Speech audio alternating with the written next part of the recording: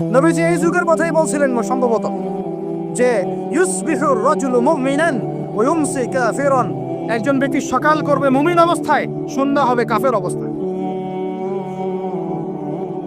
আস্তাগফিরুল্লাহ। ওয়া ইউমসি মুমিনান ওয়া ইউসবিহু কাফিরান, সন্ধ্যা করবে মুমিন অবস্থায়, সকাল হতে হতে কাফের হয়ে যাবে। ইয়াবিউর রাজুলু দীনাহু লিআরদি দুনিয়া, দুনিয়ার সামান্য স্বার্থে মানুষ তার দিনকে বিক্রি করে দিবে।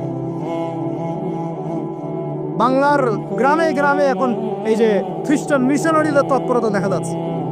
মানুষকে, মুসলমানদেরকে খ্রিস্টান বানানো হচ্ছে টাকার প্রলোভন দিয়ে, চিকিৎসা সেবার প্রলোভন দিয়ে।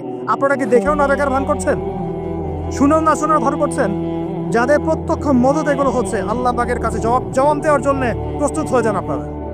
দুনিয়াতে হয়তো কিছু হবে না, কেউ কিছু করতে পারবে না, কিন্তু কাল কিয়ামতে কে ছাড়ে আপনাকে, তাই দেখে নিব আপনার।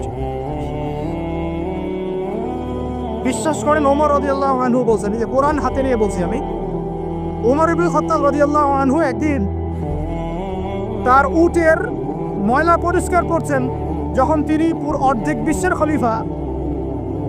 বিশ্বের খলিফা উটের ময়লা পরিষ্কার করছেন। আলী ইবনে আবি তালেব এসে বলছেন, ইয়া আমিরুল মুমিনিন, আপনি আপনার পরবর্তী খলিফাদের উপরে কত কঠিন বোঝা চাপাই দিচ্ছেন। এত কিছু করার পরে নিজে উটের বোঝাও, উটের ময়লা পরিষ্কার করছেন, আমাদের জন্য এত কঠিন করে দিলেন খেলাফতের দায়িত্ব। তখন ওমর ইবনে খাত্তাব বলছেন, এই কথাটা শুন, তিনি বলছেন যে যে আমাকে উচ্চ প্রশংসায় ভাসিও না, ইয়া আবুল হাসান। আবুল হাসান হচ্ছে আলী রাদিয়াল্লাহু আনহুর নাম। হে আলী, আমাকে উচ্চ প্রশংসায় ভাসিও না। আমি ভয় করি ইরাক তো তখন মুসলমানদের আওতায় আছে, ইরাকের ফোরাত নদীর কিনারায় যদি কোনো ছাগলের বাচ্চাও না খেয়ে মারা যায়, আমি ওমর ভয় করি কাল কিয়ামতের মাঠে আল্লাহ আমাকে এর জন্য জবাবদিহি করাবেন। কি বুঝলেন? ওই যুগ আর এই যুগ লা ইয়াস্তামিআন, এটা কখনো একসাথে মিলবে না। এগুলো জাদুঘরে চলে গেছে এখন।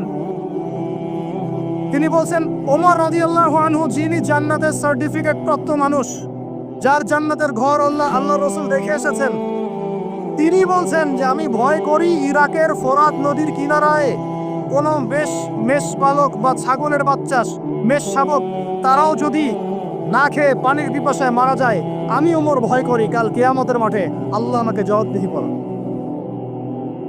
আর কিছু বলতে হবে আপনাদেরকে? ব্যাস, যার মধ্যে নফসের মধ্যে নূর আছে, তার জন্য উপদেশ যথেষ্ট। ফাযাক্কির ইন্নামা আনতা মুযাক্কির, তুমি উপদেশ দাও, তুমি শুধু উপদেশ দাতা।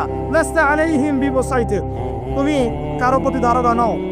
ফাযাক্কির ইন নাফাআতিয যিকরা, যদি উপদেশ কাজে আসে উপদেশ দিয়ে যাও। সায়াযাক্কারু মান ইয়াখশা, যে আল্লাহকে ভয় করে সে ইনশাআল্লাহ অতি শীঘ্রই লাইনে চলে আসবে, আল্লাহকে ভয় করে। ব্যাস, আমাদের কাজ এতটুকুই, এর বেশি আমাদের কোনো দায়িত্ব নাই।